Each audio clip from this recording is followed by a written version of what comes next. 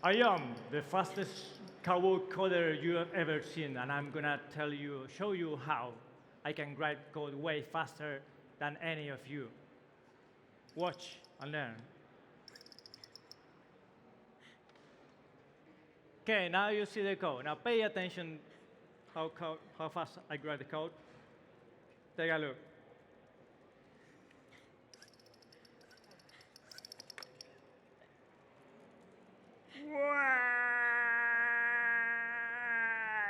Yeah! I'm gonna grab many features today. I'm close to the finish line. Product manager is asking me for many features, so I need to deliver code faster than anyone else in the universe. Oh, I'm done.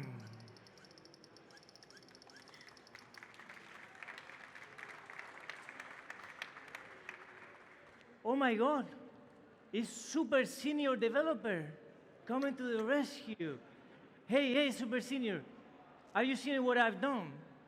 Oh my God. Have you been doing this all on your own? Everything on my own. Oh God. Are you On proud your of me? own, not anybody else, not help from anyone. I don't need anyone. Oh, come on, don't you say you don't need anyone. I'm the fastest. You need people to help you out. Have you done any tests, at least? Tests, well, tests don't bring any value to the business. Why do I want tests? Kidding me? Tests bring a lot of value to the business. Do you want people to understand what you are coding, what you are doing? Well, they need to understand after you, when they come, what you have done, don't they? Let me tell you that my code doesn't fail. Do you want me to help you with that? Well, let's be honest here. Let's be honest here. I don't have the reason I don't do tests, and I write code very fast, and the way I understand is because I don't know how to do it better. I honestly, this is a secret. Don't tell anyone. But I don't know how to write tests. That's the reason I don't do that.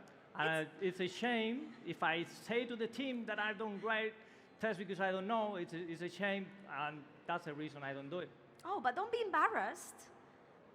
Nobody was born learning everything, were they? Nobody, right? So I can help you with that. Do you want my help? Yeah, please. Sure? Come in.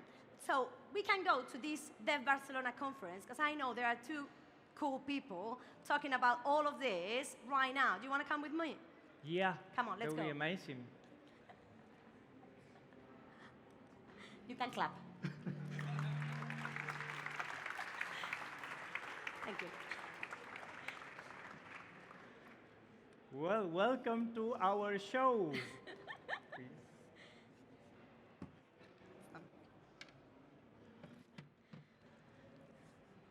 That's everything. You can go now.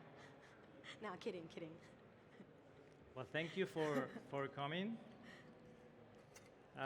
Kike, no? This is going to be last change. Último cambio. ¿Sí? I think, yeah. Or not. Perdón. Yeah. Thank you. Gracias, Kike. Gracias.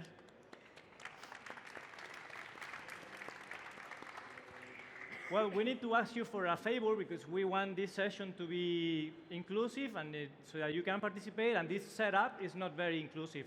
So we need your cooperation to create a small corridor in here in the middle of the room so that if you can slide the chairs a little bit, so we can walk through the room.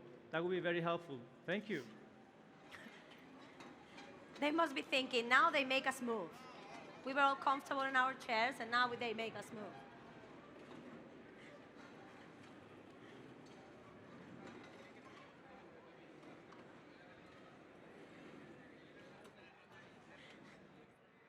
Okay, perfect. We know that you know how to do it. Come back. No, kidding. Kidding. You know, we are not that big, but thank you for that. So she's Maria, my colleague, and we are here to talk about, and I'm Carlos, her colleague. And we're talking about sustainable code, which is kind of clean code, but in a way that is more, let's say, pragmatic. Let's say business focus and people focus. And yeah, we want to talk about why the code gets rotten over time. Why there's some point in the history of a project where most of us, at least from time to time, we lose control of the code. So the source code starts controlling or creating a chaos that we don't know how to manage. Why does it happen? And we need your cooperation here. Why is a code not under control? You can tell me? Say again? Dependencies? Okay, so when there are dependencies, code is harder to manage.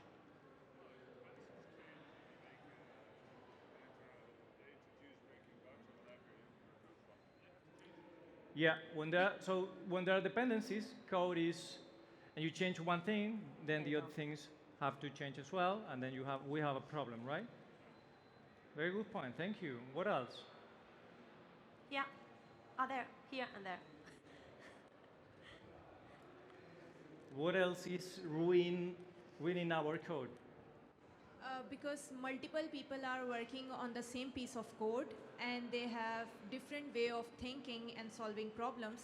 So when they work on that particular piece of code and everyone's way is different, so it's also difficult to manage the code, and also it's a reason for a conflict.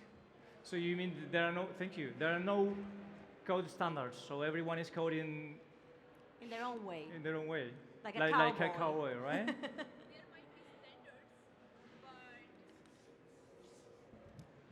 There might be standards, but it's not necessary that everyone follows that or everyone knows it.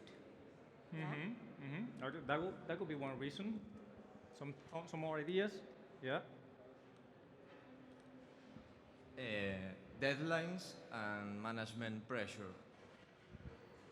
We can argue about that. I'm not really that close to that, but thank you.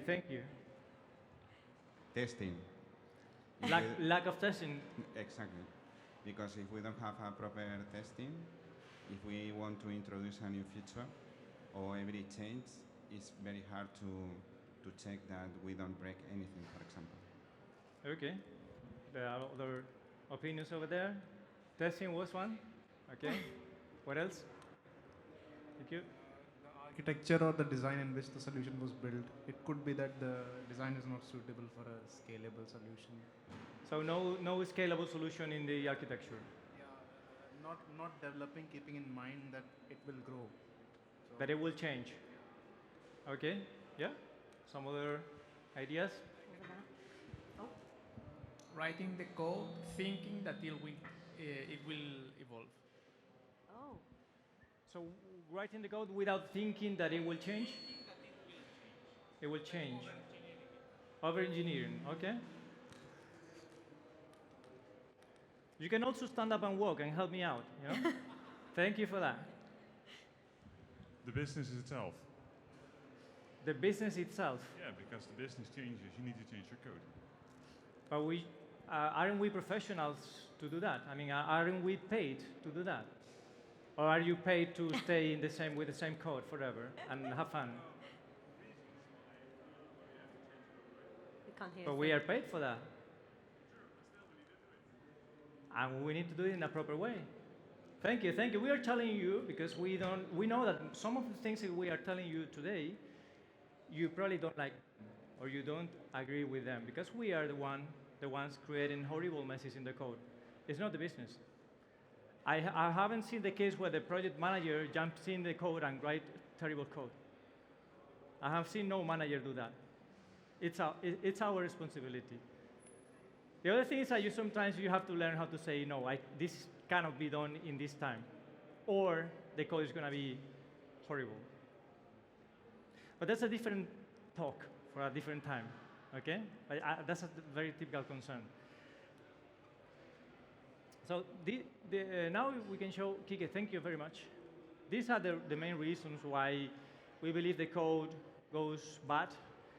One of the main reasons is accidental complexity. We add more complexity to a problem than it needs to be.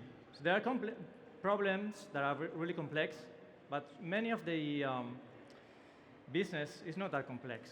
We are not reinventing or tackling NP problems every day. Most of the time, it's just business as usual. It's not that difficult. It's not that bad. And so the code doesn't need to be that hard. And the problem is that we have been taught that the code has to be reusable, and that's a lie. If we are talking about code for a particular business, we don't need to make the code reusable. We need to make the code usable in the first place. How many of you have worked in some project where it never went live? It was canceled before going live. A lot of you. Or it went live, but it died. It was dead in a short period of time for some reason. I mean, how many of you have developed a piece of software that is still running after 10 years? Oh, a lot of you. Congratulations. It's not that very common, okay? So we need to create a software that is very concrete for the problem that we have today. And don't think too much about the performance unless you have a real case scenario where performance is very critical. Otherwise, the code is going to be very accidentally complex. It's going to be way more complex than it should be.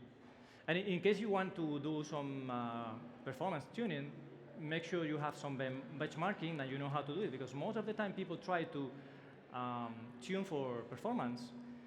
It's even worse for performance. The compilers do a very good job in the performance area. And the other thing is that when we write code, sometimes we are missing the intention. We code in a way that is kind of random.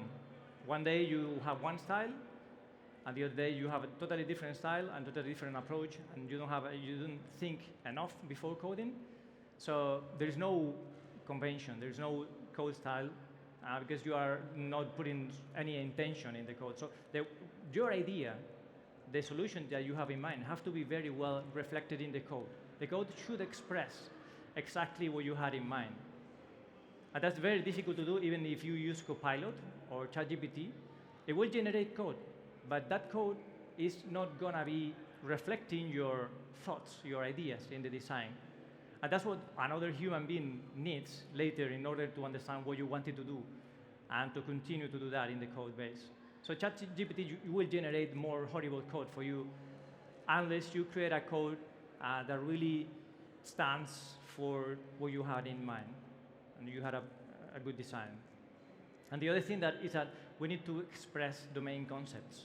We should stop using built-in types for everything. If you have a currency or any value in the system that belongs in the business domain, don't use a string, don't use an integer, don't use the built-in types. Create your own structures, create your own data types, because those are expressive. They can convey the information that other people know to understand what you are doing. And in most of the cases, people are using built-in types for everything, and that's really, you are encoding domain concepts in primitives, and that's very hard to challenge, to work with. You understand what I'm saying? So this is the main points where the inappropriate tooling is when we try to learn the new framework or the new library with a project, with the client's money, which is not a good idea. If we want to learn something, we need to have some spare time to learn. Or we learn about domain-driven design, and we need to apply domain-driven design without knowing what it is and how it is applied, and then we create way more complexity than we need. I've seen that in many projects where the intention of the people is good. They want to apply domain-driven design, but they ended up creating a lot of artifacts that are not needed in the code, that really create the code that is very, very complex and unnecessarily complex. And so to combat or to work against this problem with the code, we have some rules for sustainability, which are these ones. Surprise. So this is what we call the 4 rules of sustainable code. Yeah?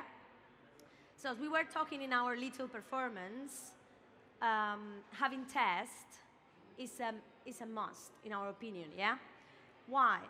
Because people will say, well, I've been doing all my life, I've been implementing code with no test, and it's been fine. Well, you've been lucky. I'm sorry. Well, why we need to have tests covering our code?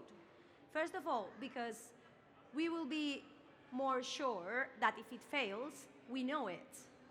And sometimes, and I think most of you will agree with me, sometimes the client knows before us. That's not good. That's not good, right?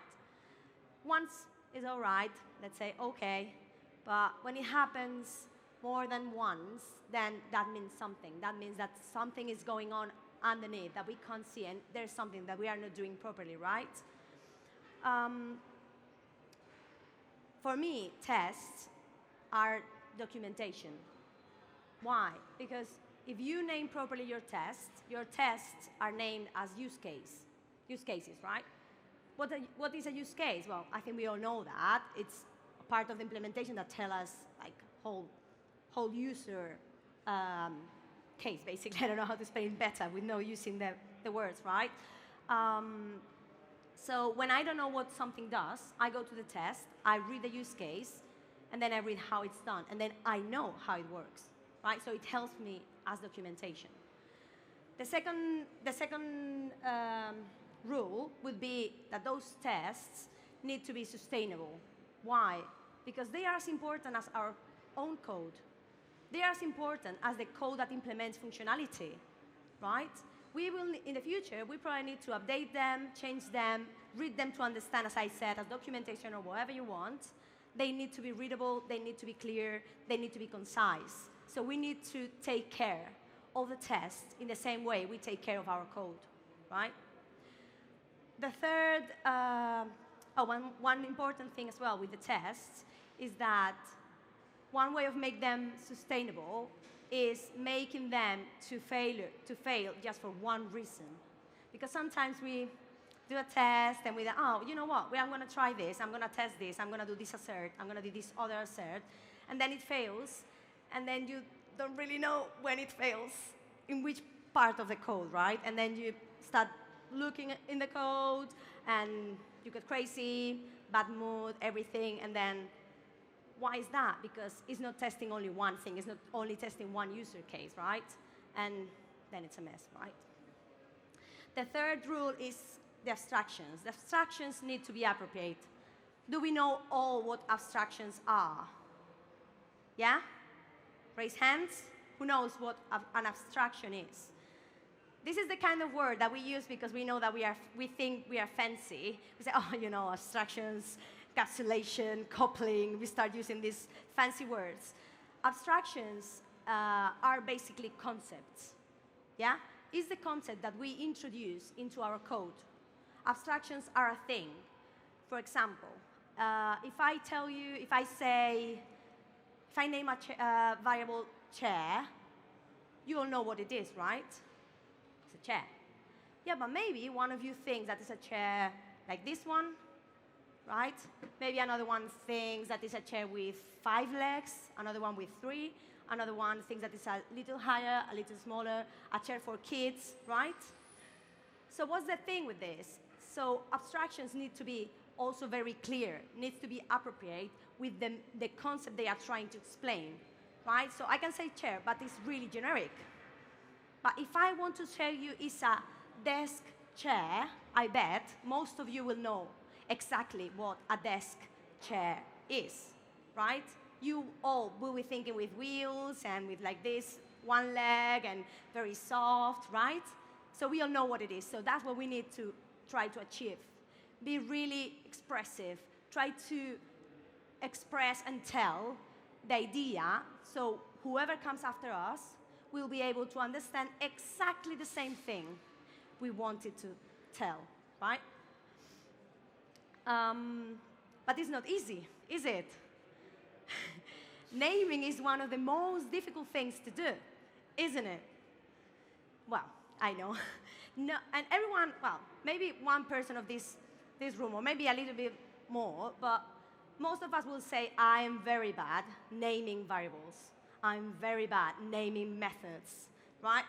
Well, all of us are. It's not easy. We try to put an idea in an idea of a concept in one word or in two words, and we want to be expressive enough so everyone will understand what we want to say, right? So I can give you a tip. So when we want to do an abstraction and we don't come up with a name really easy, right? We don't always like, I want to extract this method, but I can't come up with a proper name. So we've got two options. One, wonder if we really need to extract the idea from the code, because maybe we are doing it really, really early during the development of the code. Maybe if we wait a little bit more, we will have a proper idea or a deeper idea what that is, and then we will be able to put a proper name, right? That's the first option. And the other option is if we are not sure that abstraction needs to be done, then we don't do it, right? We don't do it. And if it needs to be done, then we think, if we can come up with an idea, we put anything that makes sense, more or less, and the next day, we come back after a good sleep, and then we probably have a better idea for that, right? And the last, this sorry? one, I already talked about this one, so Yeah. perhaps we can Yes, take a look because at I was the going to say, assembly code. he explains this better than me. So we have more stuff, but we want to take a look at the code, and so I see some of you are falling asleep. We understand the time of the day it is, and you had a good party last night. But we need your help with this one, and let me see if you can read the code from the back. Can you read the code from the back? So we are going to introduce some more principles, but first we need to ask you what's difficult to understand in that code, which is actually the question when you are conducting a code review in your company, in your team.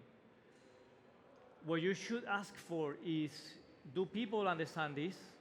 I mean, don't try to search for minor things. Go for what the people is not understanding, what is not understandable, or what makes you wonder. Is there things in the code that makes you wonder, like why is that written that way? What is that code doing? And now we need your help, and I need to know where is the mic. Over there. The microphone? Yeah. Where is it? Oh, thank you. So, what, Tony? Thank you. What? I'll come back to you later. Better here then. I cannot see return values from any of the methods here, so I don't know what they are doing. So, sorry about that. Well, thank you. No return value. We can talk about that later. And we had another hand over there. You can also come closer. Thank you very much. Why does formatted date why is called format? Why is the formatting code in that place? If I've seen it good, the formatted date, once formatted, the variable is called format. Oh, so it's a name rather than a verb. Yeah, which is confusing because. Okay, that you're right with that one. But there are things that are even more surprising than that. You probably are wondering, and don't be shy if you don't understand the code. I didn't understand the code when I saw it first, and this is real. It was real code before we changed it. Thank you. Sorry, the transformation in the date, you put it as a kind of a string, and then you put it inside your data structure. Is kind of, why are you doing that? Like, there's no separation of concerns, perhaps. You mean? Thank you. Why are we even passing a variable when it's constant? That should be moved to the order service. Should be a method there, and we don't need to pass it here. Because we are not really passing any variable there. We are just passing something that's converted, and it's just new date. So it should it's be a hidden. constant. Should No, be hidden. we don't need this parameter here. It should be in the order service. Oh, we can get the date inside the method, you mean? Yeah, it should be part of the implementation of order service. We don't need to pass it because it's like it's a parameter but doesn't have any value. I mean, it's not a variable. So you mean this parameter here is not needed? No. Line number 46. 46. The method update order delivery date. Oh, you don't need to it pass only that should, one. Yes, it Should only be should work with one. encapsulated Yeah, inside. it should only work with one parameter called as order dot get order number. Okay, thank you. Or just order. Okay. What else? Another hand here. Why the request is called JSON response? That's a good point. Very good point. I don't know. I think it was copy and paste. We had another hand here. I believe it was copy and paste.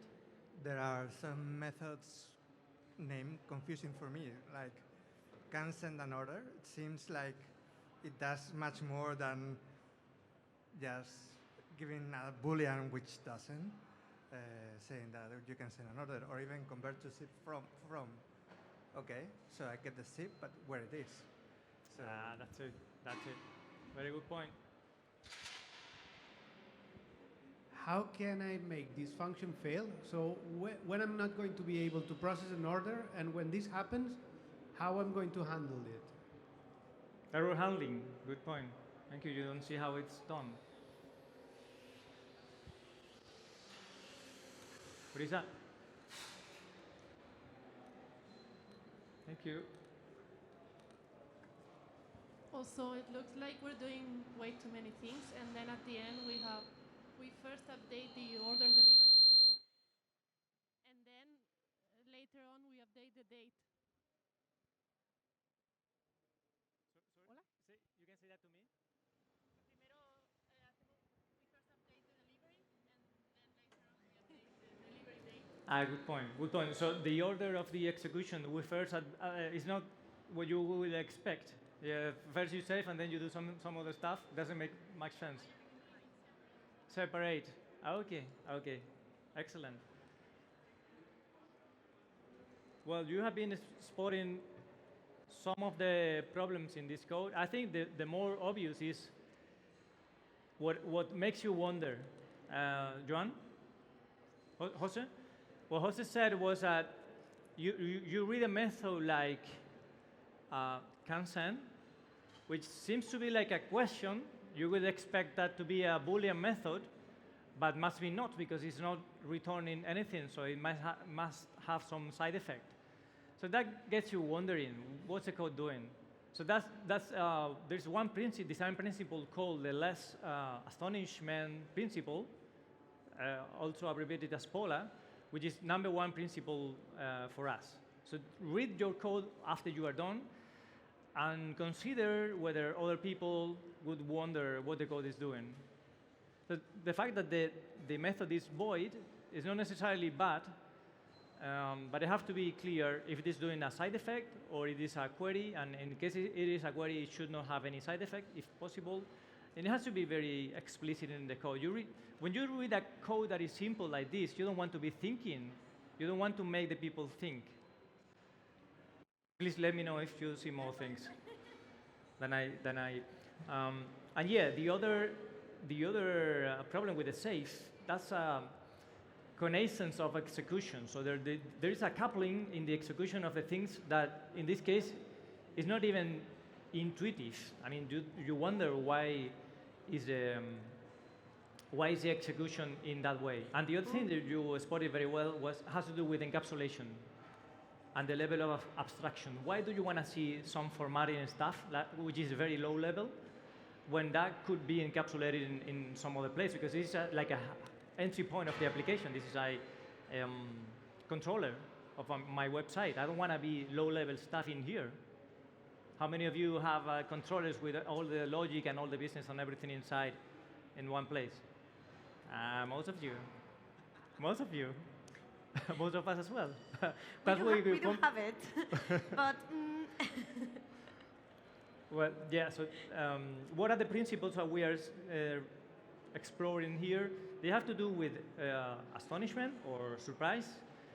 They have to be with abstractions, so the names, and they have to be with cohesion and coupling, which are very difficult to reason about, but they have to do with dependencies at the, I don't know the name, but the dependencies is the reason, and the responsibility. Is this piece of software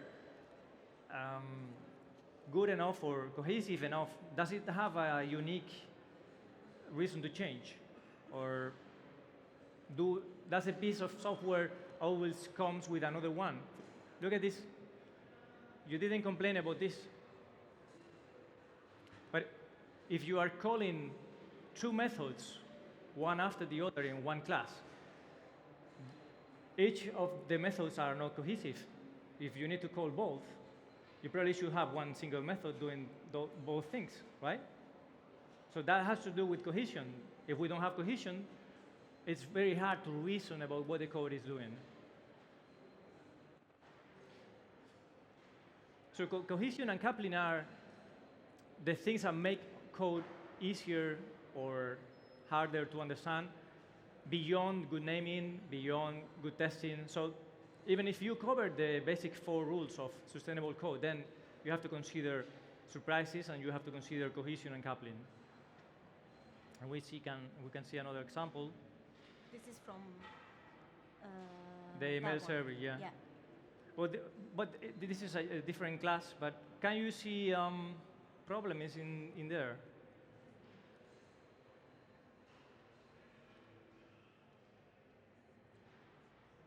Yeah, this is simple. Yeah, this is easier. What are the issues that you can see in the code? ¿A qué hora terminamos? Creo que le faltan 20 minutos. 20 minutos? 20 minutes? 10 minutes? Thank you. Does anybody know what time this session ends? No? Oh, okay, So then we can what's the problem with the code? Hello? I think what? No. IDF. The implementation IDF? is coupled to MailJet. Should be a dependency. Okay, there's coupling with the MailJet. What else?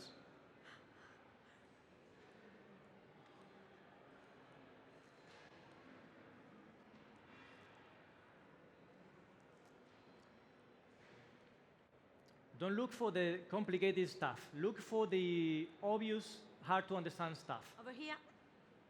Remember this when you are conducting a code review, look for what is not obvious. Don't look for what is complex.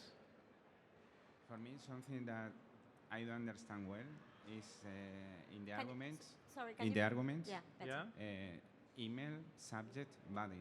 But I don't know this email, because it's supposed that the email has a subject and a body. But for me, it's not.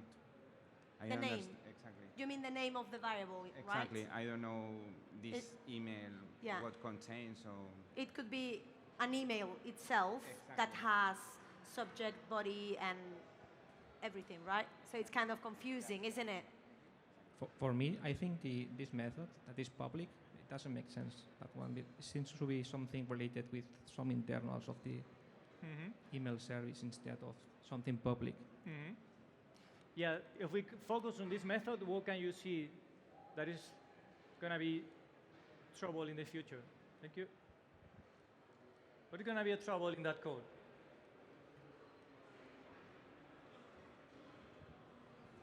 For me, at least, there's something weird in the try catch, in the sense that you are catching an error, not doing anything, and then throwing a different error. Why to do that instead of just let the error go up in the hierarchy? Yeah, that's a WTF. Yeah, good point. Good point. And the type of exception you're throwing isn't really related with the thing it's happening, right? Yeah, yeah. Very good points. Very good points. 8 minutes, Carlos. For eight me here, minutes. More or less. We have a primitive obsession in the methods, and the email service is doing two things: sending emails and generate them from a template. Yeah. Thank you. So to summarize the problems in this code, it's important that we know how to name or how to talk about the problems in the code so that people don't take it personal. All of you have seen this code and probably have thought, this is rubbish. Okay, but you cannot tell that to your colleagues, or you should not. But on the other hand, if you are able to express the problem in a way that is objective, then people may be more open to change the code.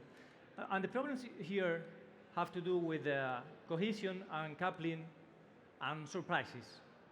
Why? Because imagine if this is a public method and it should not be, then other methods are going to be calling this one.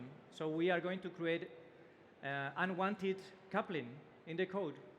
We are offering something that should not be offered, and that would be a problem. But imagine this has to be a public method. The other problem is that there is a implicit coupling here.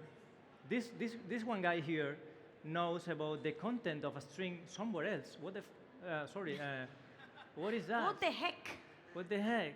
What is that? This is one way of coupling that we don't want, because the compiler is not going to be able to spot this coupling.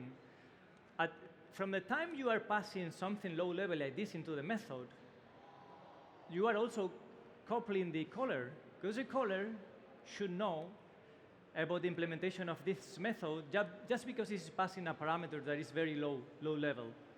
So the caller somehow knows the implementation of this one here, and we are creating dependencies that are very highly coupled among them, but it's not explicit in the compiler. You see it when it breaks. Actually, it's very hard because your unit tests are probably not going to find these problems. It's going to be your integration test. And the other thing is the surprises. And you said that before, or someone said before with the exception in the other method. How do I know what happens in the case of a failure? Well, you should not be using exceptions most of the time. And people in the JVM and in .NET and other languages abuse the exceptions. We should use the exceptions for those cases where the network is broken. I cannot do nothing about that. Or the hard disk is full capacity, or some hard problem like that.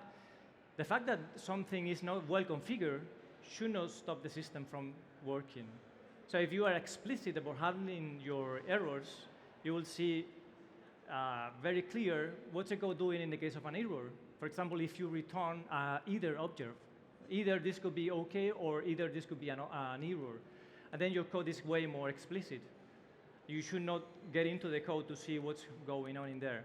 So this is about making the code very clear, very intentional. What is the code doing? All right? Time the last code? I'm not sure if we're going to have enough time. OK. I can pass it. No, this is too much. Next one? The other one is worse. It's worse? OK. We need to finish at 15? I think so, yeah. Yeah, we have 5 minutes, don't we? So what we can do is go to the book, the slides, perhaps. Yeah. Oh, there are some content in the slides that we can send you in case you are interested. A summary of cohesion and coupling. And we would like to give you a free copy of our book. The problem is that the book is only in Spanish right now. It's not in English. We apologize for that.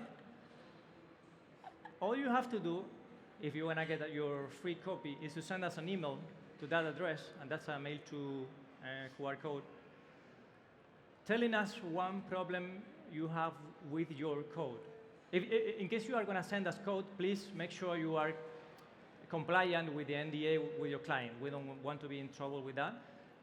You can just tell us your story, what the problem you are facing with the team you are working. Because there was one person asking in the application, how do you communicate or how do you instill these values and principles in the company? We can do that talking after the session. And if you send us an email, we will be happy to send you the slides, the book, and any help that we can provide. Because in one hour it's very difficult.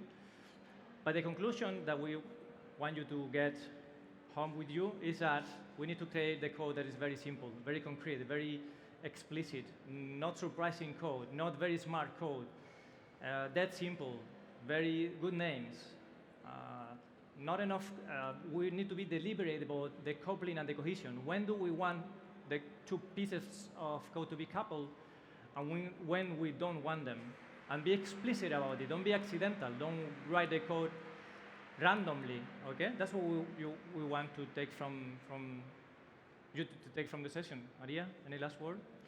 No, thank you.